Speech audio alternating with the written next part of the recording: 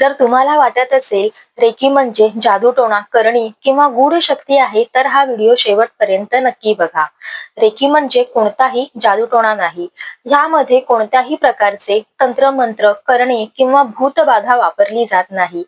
ही एक नैसर्गिक उपचार पद्धती आहे, ज्यामध्ये शरीर, मन आणि भावनांमध्ये संतुलन निर्माण केले जाते. जसा आपण मोबाईलला चार्ज करतो, त्याचप्रमाणे रेकी आपल्या ऊर्जा क्षेत्राला सकारात्मक ऊर्जा देण्याचं काम करते.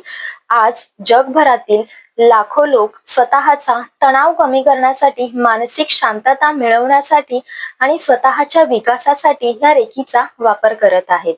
फक्त अज्ञानामुळे ह्या रेकीला जादूटोणा म्हणून पाहिलं जातं. पण सत्य हे आहे की रेकी म्हणजे भीती नसून सकारात्मक ऊर्जा मिळवण्याचा आणि आत्मविकासाचा मार्ग आहे.